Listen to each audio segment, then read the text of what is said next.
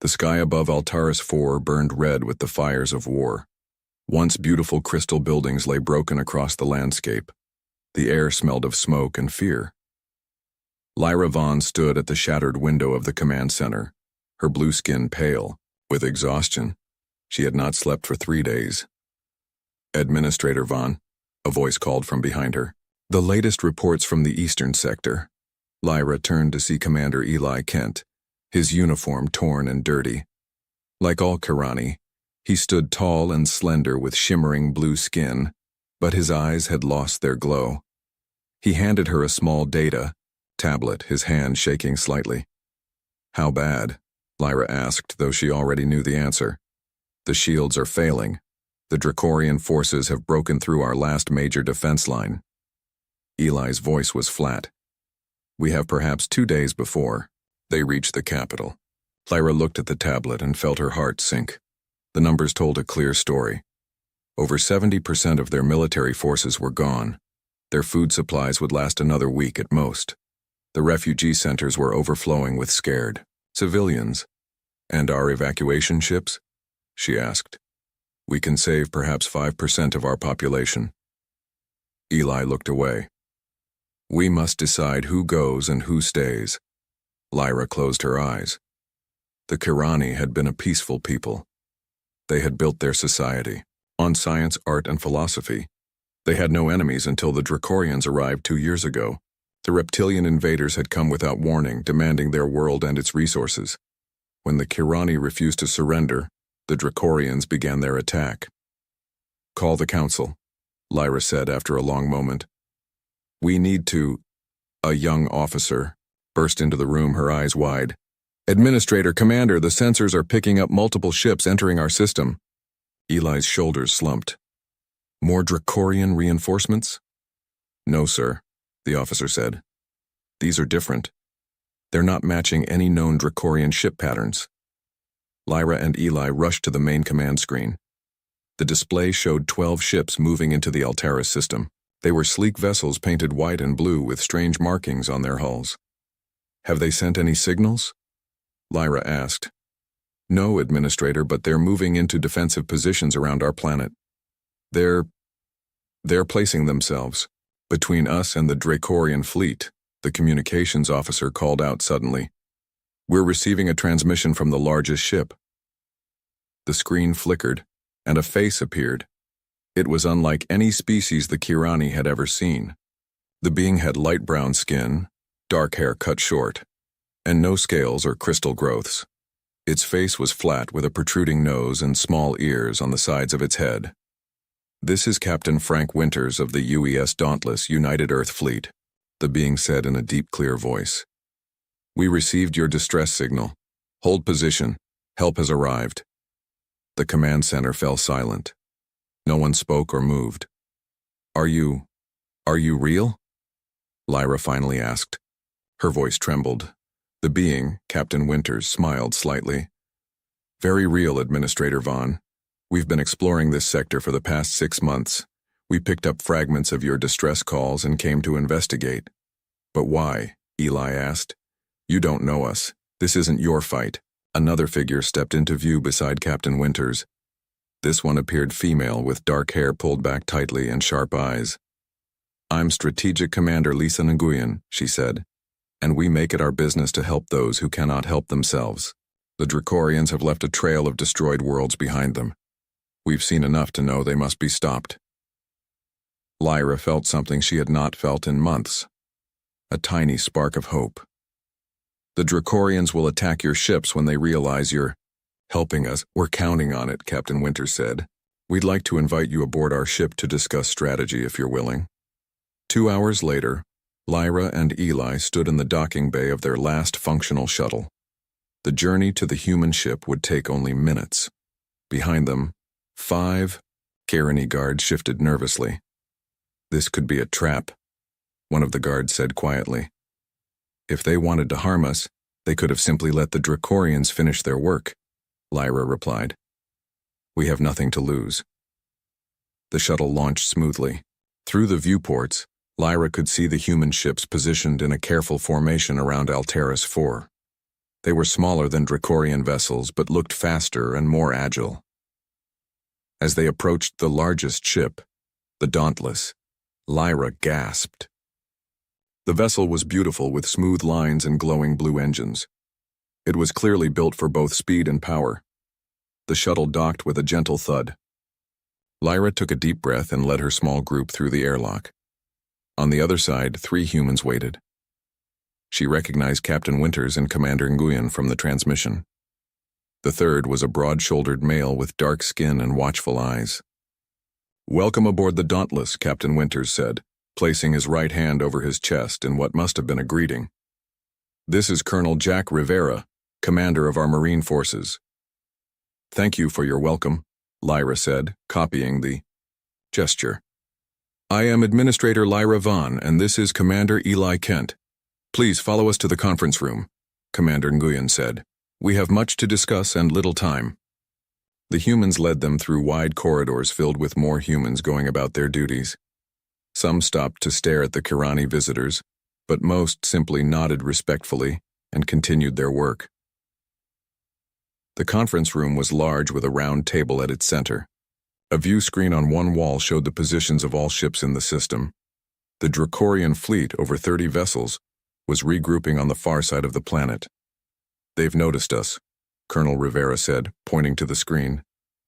"They're adjusting their formation." Captain Winters gestured for everyone to sit. "Let me be direct, Administrator Vaughn. We've studied the Dracorians for several months now.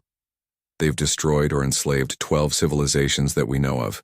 We believe they can be stopped, but we need to understand what you're facing here." Eli leaned forward. "We've been fighting for 2 years. Our weapons barely damage their ships. Their ground troops are stronger than ours. We've lost most of our cities and military bases." Commander Nguyen nodded. "We've noticed similar patterns elsewhere. The Dracorians rely on brute force and intimidation. They've never faced a species that fights the way humans do." "And how do humans fight?" Lyra asked. Colonel Rivera smiled, but there was no humor in it. "Adaptively, creatively, and with absolute determination." Before anyone could respond, a human officer rushed into the room. "Captain, the Dracorian command ship is hailing us." Captain Winters stood. "Put it through." The view screen changed to show a massive reptilian face. The Dracorian's scales were dark green, and its yellow eyes narrowed at the sight of the Kirani. "Leaders. I am War Commander Vexthor of the Dracorian Empire," the creature hissed. "You will remove your vessels from this system immediately.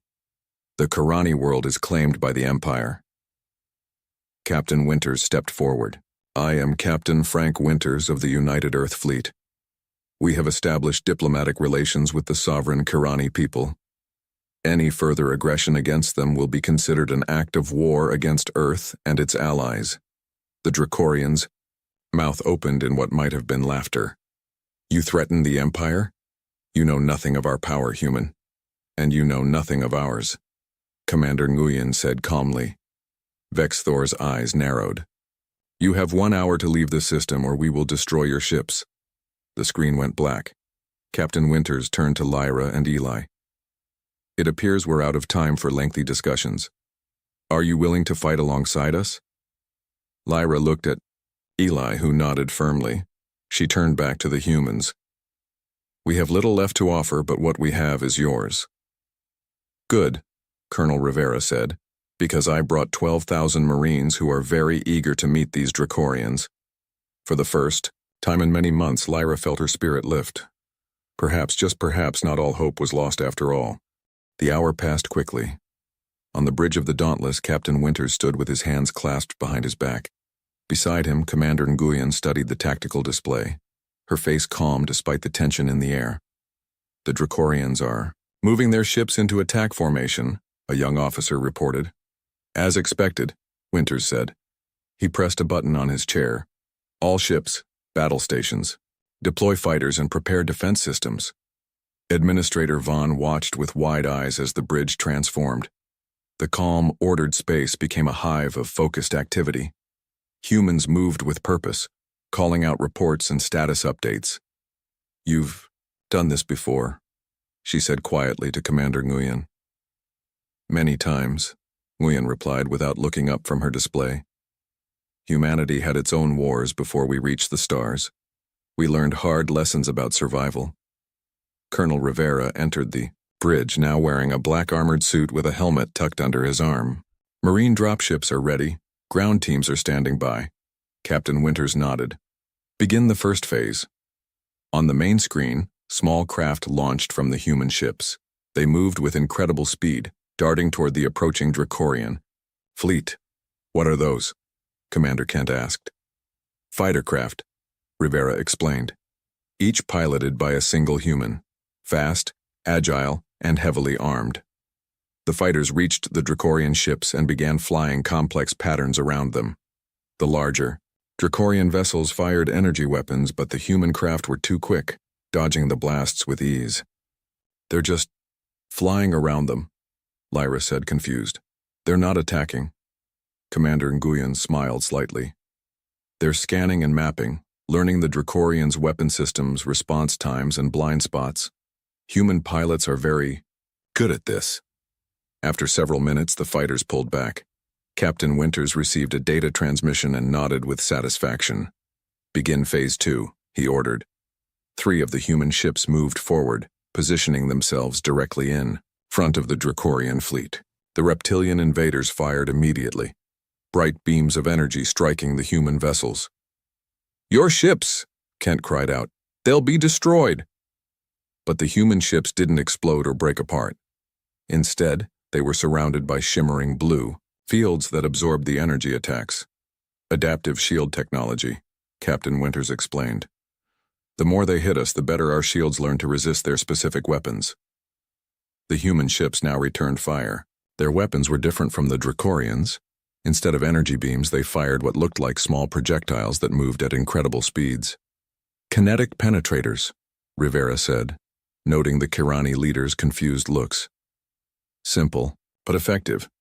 No shield can fully stop physical objects moving at that velocity. On the screen, several Dracorian ships showed damage where the projectiles had struck. The reptilian fleet began to spread out, changing their formation. They're adapting, Commander Nguyen observed. Good. Now they'll take our decoys seriously. Decoys? Lyra asked. Her question was answered as hundreds of small objects launched from the human ships. On the tactical display, they appeared identical to the human fighters from earlier.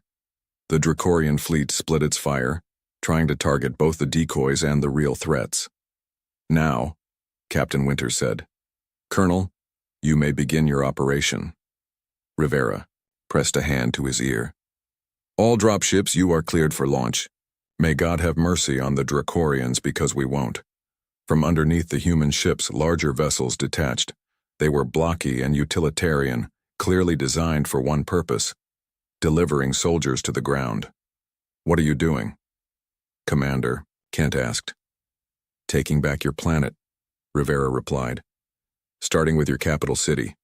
The dropships accelerated toward Altaris 4, bypassing the distracted Dracorian fleet. On the tactical display, they split into 3 groups, each heading toward a different location. We've identified 3 key Dracorian ground bases, Commander Nguyen explained.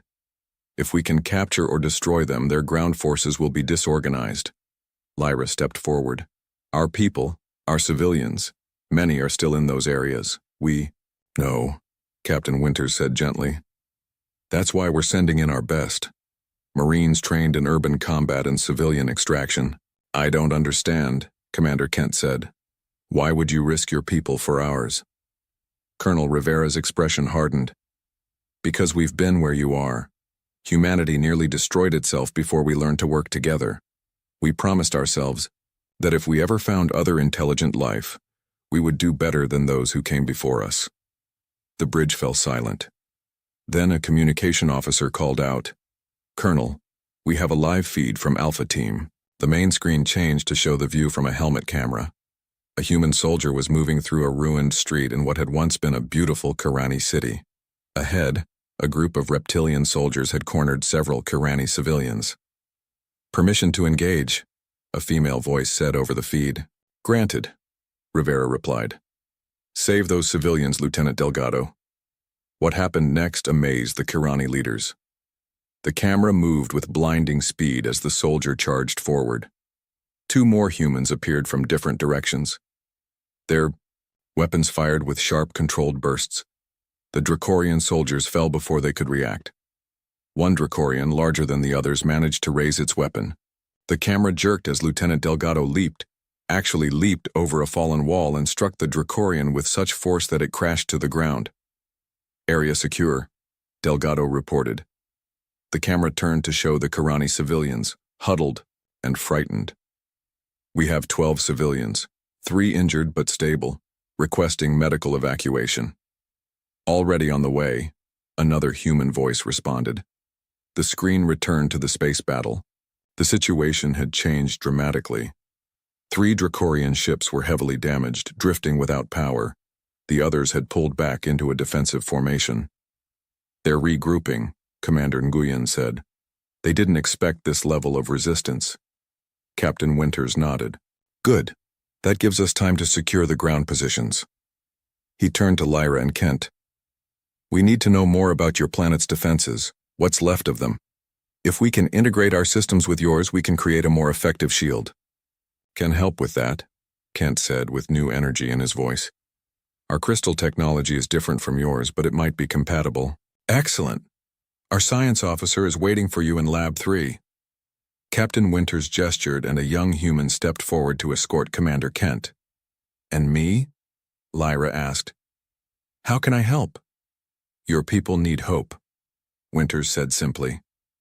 "They need to know they're not alone anymore. Would you be willing to broadcast a message with me?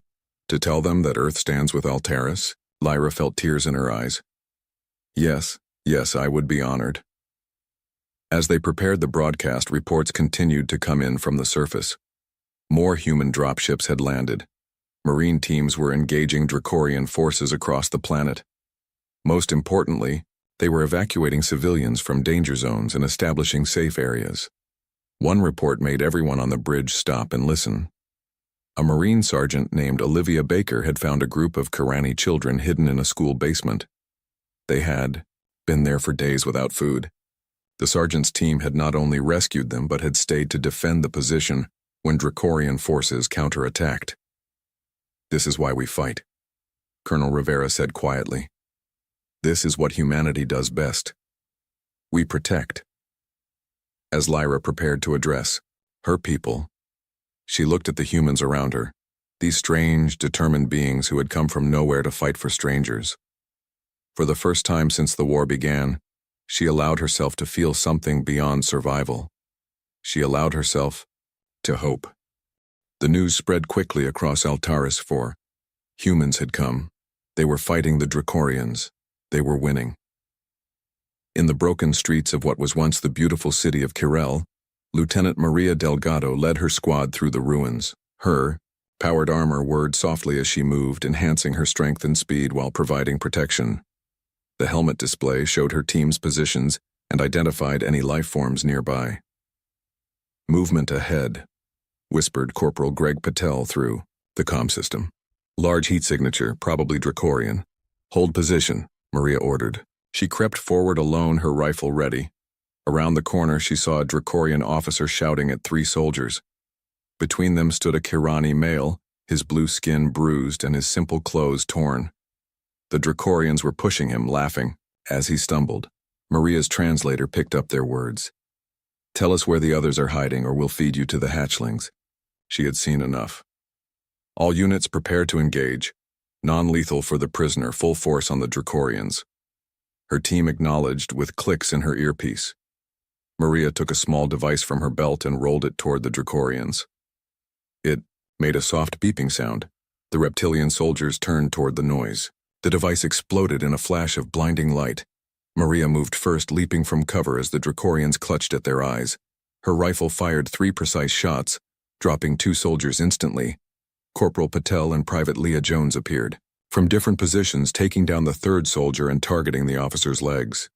The officer fell, roaring in pain and anger. Maria approached carefully, keeping her rifle aimed at his head. "In the name of the United Earth Forces, you are now a prisoner of war," she said, her translator converting her words to the Dracorian language. You will be treated according to galactic conventions. The officer spat on the ground. Humans have no honor. You fight like vermin, hiding and striking from shadows. Maria knelt beside the Kirani prisoner. Are you hurt badly? She asked gently. The Kirani looked at her with wide, surprised eyes. You saved me. That's why we're here, Maria said, helping him stand. I'm Lieutenant Delgado. What's your name? Jorith, he replied. I was a teacher before the invasion. Maria nodded to Private Jones. Get him to the medical station. She turned back to Jorith. Were there others with you? Yes. Many of us are hiding in the old crystal mines north of the city. Children, elders, anyone who couldn't fight. The Dracorians were trying to make me tell them where. Maria helped Jorith to a small vehicle where Jones waited. We'll get them out. You have my word. As Jorith was taken to safety, Maria contacted Captain Winters on the Dauntless. Sir, we've located a large group of Kirani civilians hiding in crystal mines north of Kiril, requesting additional teams for evacuation. Understood, Lieutenant, Winters replied. Colonel Rivera is redirecting Beta and Charlie teams to your location. Be advised, our sensors show increased Dracorian activity in your sector. They know something's happening. Roger that, Maria said. She turned to her team. Let's move. We need to reach those mines before the Dracorians do. Meanwhile, on the Dauntless, Science Officer Alan Patrick worked with Commander Kent in a large laboratory. They were surrounded by Kirani crystal, technology salvaged from damaged defense systems. Fascinating, Alan said, examining a blue crystal under a scanner. These crystals naturally amplify energy. Is that how your shields worked? Kent nodded. Yes, the crystals formed an energy network around our cities, but the Dracorians found the resonant frequency that disrupted them. Alan typed rapidly on his console. What if we change the modulation pattern? Random frequencies instead of fixed ones? Kent's eyes widened. That might work, but we'd need an enormous power source. That we have, Alan said with a smile. Human fusion reactors pack quite a punch. On the bridge, Administrator Vaughn watched the tactical display with Captain Winters and Commander Nguyen. The situation in space had reached a stalemate. The Dracorian fleet had pulled back to a defensive position, unwilling to engage the human ships directly again. They're waiting for reinforcements, Nguyen said. According to our intelligence, they've called for help from their main fleet. How long do we have? Lyra asked. 3 days, maybe 4, Winters replied. Not long enough to evacuate the planet. Then we fight, Lyra said with new determination. My people are not warriors, but we can learn. Winters studied her face. Administrator, with all respect, this is not your war anymore. It's ours too. Lyra straightened her back. Captain, this is still our home. We must defend it together. Winters nodded with approval. Commander Nguyen, contact Colonel Rivera. Tell him to begin training any Kirani who wish to fight. Back on the surface, Maria's team had reached the entrance to the crystal mines. 2 Dracorian patrol vehicles lay destroyed nearby, evidence that other human Marines had been there first. Inside the mines, Maria found Sergeant Olivia Baker and her squad setting up defenses. The wide cavern was filled with hundreds of Kirani, civilians, many looking thin and scared. Lieutenant, Baker reported, we've secured the area and begun evacuation of the most vulnerable. Medical teams are treating the sick and injured. Maria looked around at the frightened Kirani. These people need more than just rescue, they need hope. She removed her helmet, wanting them to see her face. She stepped forward and raised her voice. People of Altaris, I am Lieutenant Maria Delgado of the United Earth Forces. We are here to help you. The Dracorians are being pushed back. Your world will be free again. An elderly Kirani stepped forward. Why would humans fight for us? What do you want in return? Maria smiled gently. Nothing. Where I come from, we believe that all sentient beings have the right to live in peace and freedom. A small Kirani child approached Maria, looking up with large, curious eyes. Are you really from another world? Why do you look so different? Maria knelt down to the child's level. Yes, I'm from a planet called Earth. We look different because we grew up under a different sun, on a different world. But inside we're not so different. We all want to live, to learn, to be safe. Can you teach us to fight like you? A young Kirani male asked. I want to defend my home. Sergeant Baker stepped forward. We can teach you. Not everyone needs to be a warrior, but everyone deserves the chance to defend what they love. Over the next several hours, as evacuation ships arrived to take the most vulnerable to safety, Maria and her team began showing the willing Kirani basic combat techniques. They were not natural fighters, but they learned quickly. On the third day after the humans arrived, the Dracorians launched a major counterattack. They had gathered their remaining ground forces for an assault on the capital city, hoping to take back control before their fleet reinforcements arrived. Colonel Rivera coordinated the defense from a forward command post. Human Marines fought alongside newly trained Kirani fighters. The battle was fierce, with the Dracorians pushing forward with wave after wave of soldiers. They're trying to overwhelm us with numbers, Rivera said to Captain Winters over the comm. We're holding, but it's getting tight. On the Dauntless, Winters turned to Science Officer Patrick. How soon can the shield be ready? We need another 6 hours, Patrick replied. Commander Kent and I are reconfiguring the crystal network now. You have 3 hours, Winters said firmly. After that, there won't be much left to shield. As the battle raged on the ground, Maria Delgado found herself fighting alongside Jorith, the teacher she had rescued days earlier. He moved awkwardly with the human weapon she had given him, but his eyes showed fierce determination. Stay behind cover, Maria shouted as Dracorian energy blasts flew overhead. Only fire when you have a clear shot. Jorith nodded, then pointed suddenly. Lieutenant, look! Maria turned to see a massive Dracorian walker vehicle stomping toward their position, crushing buildings in its path. Its weapons could devastate their entire defensive line. All units, focus fire on that walker, she commanded, but their weapons barely scratched its armored hide. The walker continued forward, unstoppable. Maria grabbed her last plasma charge. Cover me! Before Jorith could protest, Maria ran toward the walker, dodging energy blasts and leaping over debris. Using her armor's enhanced strength, she jumped higher than any human could naturally, landing on the walker's leg. She climbed quickly, reaching the main body. The Dracorian pilot spotted her and tried to shake her off.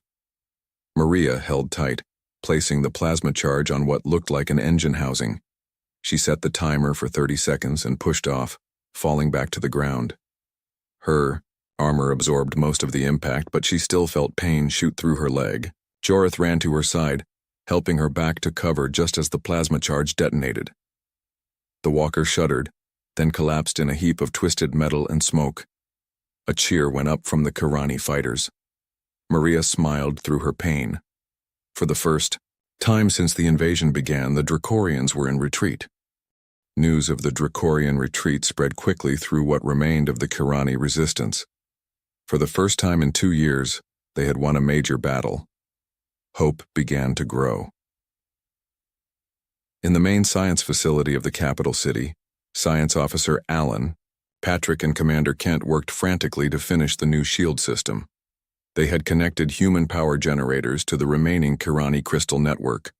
Sweat dripped from Allen's forehead as he calibrated the final connections. The power flow is stable, Kent said, watching the readings on his display. But the coverage will only extend about 50 miles from the center of the city. It's a start, Allen replied. Once we prove the concept works, we can expand it. He tapped his communicator. Captain Winters, the shield is ready for testing, on the Dauntless. Captain Winters acknowledged the report. Excellent timing. Our sensors show the Dracorian fleet is making another push. Commander Nguyen pointed to the tactical display. They're trying to break through to land reinforcements. They know they're losing the ground war. Activate the shield, Winters ordered. Back in the science facility, Allen pressed a series of controls. The large crystal in the center of the room began to glow with blue-white light. The energy spread outward through connected smaller crystals, forming a network that extended throughout the city. Outside, a shimmering dome of energy appeared, growing larger until it covered the capital and surrounding areas. The effect was beautiful, like being inside a giant soap bubble that reflected rainbow colors. "Shield is stable," Alan reported. "Power consumption is within acceptable limits." Kent stared at the readings with amazement. "This is incredible. The energy efficiency is far beyond our original designs." "Human power systems paired with Kirani crystal technology," Alan said with a smile. "Seems we make a good team." The shield was activated just in time. The Dracorian fleet launched a massive bombardment, targeting the capital city with everything they had. Energy weapons and explosive projectiles struck the shield and were absorbed or deflected. In the city streets, Kirani civilians watched, in awe as the attacks that had devastated their world for 2 years now fizzled harmlessly against the new shield. Colonel Rivera stood with Administrator Vaughn in the central plaza, observing the light show above them. "The shield is holding," he said, "but the Dracorians won't give up easily." "No," Lyra agreed. "They will try something else." She looked around at her people, many now wearing pieces of human armor or carrying human weapons. "But we are no longer helpless thanks to you." Rivera shook his head. "Not just us, your people have courage. They just needed the tools and training to use it." A human soldier approached them quickly. "Colonel, we're receiving transmissions from other systems. 3 alien ships have just entered orbit." Rivera tensed.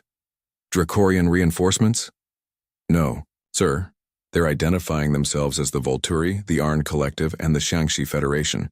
They're requesting to speak with the human leadership." Lyra gasped. "These are other species that have suffered Dracorian attacks. They've never responded to our calls for help before." Rivera and Lyra hurried to the command center, where Captain Winters was already speaking with the alien representatives via holographic projection. 3 very different beings appeared before them. A Volturi admiral, a tall being with gray skin who breathed through special apparatus, an Arn representative, insect-like with compound eyes and multiple limbs, and a Shangxi diplomat whose crystalline body glowed with inner light. "We have observed your battle with the Dracorians," the Volturi admiral was saying. "No species has ever successfully resisted them for this long." "The humans fight differently," the Arn representative noted, mandibles clicking. "You do not follow expected patterns of warfare." The Shangxi diplomat's body pulsed with light as they spoke. "We have come to offer our assistance. If humans will lead, others will follow." Captain Winters glanced at Commander Nguyen, who gave a small nod. "We welcome your help," Winters said. "But I'm curious. Why now? The Kirani have been fighting alone for 2 years." The Volturi admiral's breathing apparatus hissed before he answered. "Fear. The Dracorians have conquered many worlds. No single species could stand against them. But humans have changed the equation," the Arn added. "You have shown that the Dracorians can be defeated." "We do not seek to rule," Winters said clearly. "We seek to free. If you join us, it will be as equals in an alliance." The 3 representatives conferred briefly. Then the Shangxi diplomat spoke for all. "We accept these terms. Our ships will follow your tactical lead." After the transmission ended, Lyra turned to Winters. "You just formed an alliance that spans multiple star systems in minutes." "Humans are good at bringing people together," Winters replied with a small smile. "Especially when there's a common enemy." The newly formed alliance wasted no time. The Volturi ships, with their advanced stealth technology, positioned themselves behind the Dracorian fleet. The Arn contributed their expertise in electronic warfare, disrupting Dracorian communications. The Shangxi, whose crystalline technology was similar to the Kirani's but more advanced, helped strengthen the planetary shields. Lieutenant Delgado, her leg now healed, led a mixed team of human marines and Kirani fighters on a mission to capture a Dracorian command center. With them was Jorith, the teacher who had become a capable fighter. "Remember the plan," Maria told the team as they approached the Dracorian facility. "We need their communication codes intact. No explosives unless absolutely necessary." Jorith moved beside her, now comfortable with his human weapon. "The building has 3 levels. The command center will be on the lowest floor. Maria nodded. Good.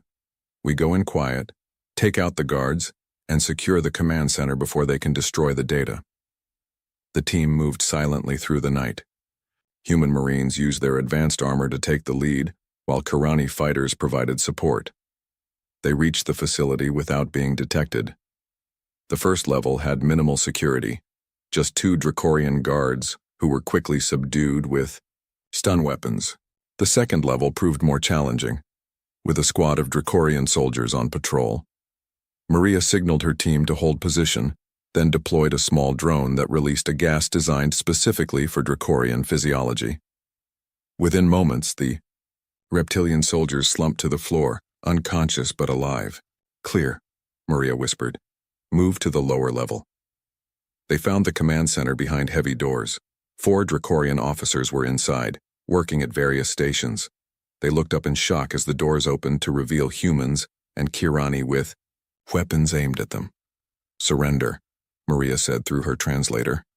You are now prisoners of the Earth-Kirani Alliance. The lead Dracorian, a scarred veteran with dark green scales, snarled defiantly. He reached for a control panel. Jorith fired first, a perfect shot that stunned the Dracorian before he could touch the controls. The other officers, seeing their leader fall, raised their hands in surrender. Well done, Maria said to Jorith, with genuine admiration. You've become quite the soldier. I'm still a teacher, Jorith replied. I've just learned new subjects to teach. With the command center secured, human technicians began downloading the Dracorian communication codes and tactical data. This information would prove invaluable for the Alliance. Back at the capital, Science Officer Allen and Commander Kent made a breakthrough. By studying the captured Dracorian technology, they discovered a way to disrupt the propulsion systems of the Dracorian fleet. It's a quantum disruption field, Allen explained to Captain Winters and Admiral Vaughn. It interferes with their engine cores, essentially shutting them down temporarily. Can it work on their entire fleet? Winters asked. Allen hesitated. Yes, but there's a catch. We need enormous power, more than all our ships combined can generate. What about the planet's core? Kent suggested. Altaris has a unique crystal metal core that produces incredible energy. If we could tap into it. That's never been attempted at this scale, Lyra said. It could be dangerous. Allen nodded. Very dangerous, but it might be our only chance when their reinforcements arrive. Captain Winters looked at the tactical display, showing the approaching Dracorian armada. 50 ships strong, less than a day away. Begin the preparations, he ordered. We need to be ready when they arrive. As the Alliance forces prepared for the final battle, Maria and Jorith stood on a hill overlooking the capital city. The shield dome glowed softly above them, and ships from 4 different species moved in coordinated patterns around the planet.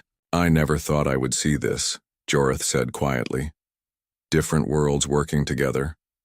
Maria watched a group of Kirani children playing nearby, no longer hiding in fear. This is what we fight for, she said, not just to defeat the Dracorians, but to build something better afterward. Jorith turned to her, his expression serious. If we survive tomorrow, what happens next? Will humans stay? Maria looked up at the stars. I don't know. But whatever happens, your world will never be alone. Again. The day of the final battle arrived. The skies above Altaris IV darkened as the Dracorian reinforcement fleet emerged from hyperspace. 50 warships arranged in attack formation. They dwarfed the combined Alliance fleet, which consisted of 12 human vessels and 9 ships from the other species. On the bridge of the Dauntless, Captain Winters studied the tactical display with Commander Nguyen. Their faces were calm, but tension filled the air. All ships report ready, a young officer announced. The Volturian Arn vessels are in position. The Shangxi are maintaining the orbital shield grid. And the quantum disruption device? Winters asked. Science Officer Allen's voice came through the comm system. Final calibrations complete, Captain. Commander Kent and I are ready to activate. On your order. Winters nodded. All ships maintain defensive positions, protect the planet at all costs. The Dracorians must not break through. The Dracorian command ship transmitted a message. War Commander Vexthor's reptilian face appeared. On the main screen, his yellow eyes narrowed with contempt. "Humans," he hissed. "You have interfered where you do not belong. The Empire has claimed this world. Surrender now, and some of you may be allowed to live as slaves." Captain Winters stood tall. "We reject your offer, War Commander. The Kairani world is under our protection, as are all members of our alliance. It is you who should consider surrender." Vexthor laughed, a harsh sound like grinding stones. "You are outnumbered and outgunned. Your alliance is nothing but the desperate union of weak species. The Empire cannot be defeated." "We shall see," Winters replied calmly, and ended the transmission. 3. Dracorian fleet began its advance, their weapons charged, preparing to unleash destruction on the Alliance ships and the planet below. "All ships, execute defense pattern Delta," Commander Nguyen ordered. The Alliance vessels moved into position, creating layers of defense before the planet. On the surface in the central power facility, Alan and Kent worked at their stations. They had connected their quantum disruption device to the planet's crystal core through a network of amplifiers.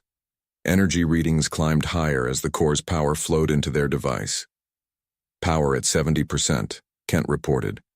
"Core temperature rising but still within safe parameters." 80%, Alan said moments later. 90. "We're almost there." Administrator Vaughn stood with them, watching as the fate of her world hung in the balance. "Will this work?" she asked quietly. "It has to," Alan replied, his eyes fixed on the controls. Outside the capital city, Lieutenant Delgado and Colonel Rivera led the ground forces. Human Marines stood alongside Kairani fighters, ready to repel any Dracorian troops that might break through. Jorith commanded a unit of Kairani, who had once been teachers, artists, and scientists, now transformed into determined warriors. "Look!" someone shouted, pointing at the sky. Above them, the space battle had begun. The Dracorian ships fired their first volley, energy beams streaking toward the Alliance fleet. The human vessels took the brunt of the attack, their advanced shields flaring blue as they absorbed the impacts. The Alliance ships returned fire. Human kinetic weapons, Volturi energy disruptors, and Arn swarm missiles struck the Dracorian vessels. Some found their mark, causing damage, but most were stopped by the Dracorians' heavy armor. "They're too strong," Kent said, watching the battle on their monitors. "Our ships can't hold out much longer." "Just a few more moments," Alan urged. "Power at 98%, 99. A massive explosion rocked the facility. Dracorians had managed to target their position with orbital strikes. The shields held, but the building shook violently. "They know what we're doing," Kent said. "They're trying to stop us." 100%, Alan shouted over the noise. "We're ready." Administrator Vaughn stepped forward. "This is my world. I should be the one to activate it." Alan nodded and moved aside. Vaughn placed her hand on the crystal control panel. "For Alteris," she said, and pressed down. For a moment, nothing happened. Then a pulse of blue-white energy erupted from the facility, spreading outward in concentric rings. It passed through the shield, through the atmosphere, and into space. On the Dauntless, Captain Winters watched as the energy wave reached the Dracorian fleet. One by one, their ships lost power. Engines died, weapon systems failed, and they began to drift. "It worked," Commander Nguyen exclaimed. 70% of the Dracorian fleet is disabled." "All ships," Winters ordered, "attack the remaining vessels. Boarding teams prepare to capture the command ship." The Alliance fleet surged forward. Without most of their fleet to support them, the remaining Dracorian ships were quickly overwhelmed. The human vessels moved with precision, targeting engines and weapons systems to disable rather than destroy when possible. A specially equipped assault shuttle launched from the Dauntless, carrying Captain Winters, Colonel Rivera, and a team of elite Marines. They docked with the Dracorian command ship, cutting through the hull and boarding by force. The fighting inside was fierce but brief. The human Marines, in their powered armor, moved through the Dracorian vessel with unstoppable momentum. They reached the bridge in minutes. War Commander Vexthor stood waiting for them, surrounded by his elite guards. His scales were dark with rage, but his eyes showed something new. Fear. "You cannot defeat an empire with a single battle," he hissed, as the humans surrounded him. "We're not here to defeat your empire," Captain Winters replied, removing his helmet. "We're here to change it." Administrator Vaughn entered behind them, her head held high. "The terms of surrender are simple. Your forces will withdraw from Kirani space. You will pay reparations for the damage caused, and you will sign a non-aggression pact with all members of our alliance," Vexthor snarled. "The High Command will never agree to such terms." Colonel Rivera activated a communication screen, showing the defeated Dracorian fleet drifting powerless in space. "Your choice is simple, War Commander. Evolution or extinction." After the surrender was signed, the rebuilding began. The alliance grew stronger as word spread of the Dracorians' defeat. Other species, long intimidated by the Empire, reached out to join the new galactic cooperative. 5 years later, Altaris IV had been transformed. The crystal cities stood again, more beautiful than before. Between the spires, new buildings showed the influence of human, Volturi, Arn, and Shangxi architecture, a blend of cultures working together. Jorith, once a teacher and then a soldier, now served as the head of a new academy, where young Kirani learned both their own history and the ways of other worlds. Lieutenant Maria Delgado, who had chosen to stay on Altaris, often visited to teach classes on human culture and history. In the main plaza of the capital city stood a memorial, statues of human soldiers and Kirani civilians side by side with words carved in multiple languages. Just as all hope was lost, they came and everything changed. Administrator Vaughn, now Ambassador Vaughn, prepared for her first journey to Earth. As her ship readied for departure, she stood with Captain Winters, who had become a dear friend. "Your world has healed well," Winters said, looking out at the thriving city. "Thanks to Earth," Vaughn replied. "Without you, there would be nothing left to heal." Winters shook his head. "We only showed you the way. Your people did the hard work of rebuilding." Vaughn smiled. "That is why humanity has become so important to the galaxy. You don't conquer, you don't control, you inspire. You show others how to be stronger, not by dominating them, but by standing with them." As her ship rose into the clear blue sky of Altaris, Vaughn thought about the speech she would give to the United Earth Council. She would tell them how a single act of courage had transformed not just her world, but an entire sector of the galaxy. How humans, by simply being human, stubborn, compassionate, innovative, and brave, had changed everything. The stars would indeed remember humanity's name, not as conquerors, but as the ones who showed the way forward, as the ones who came when all hope was lost, and by doing so, changed everything.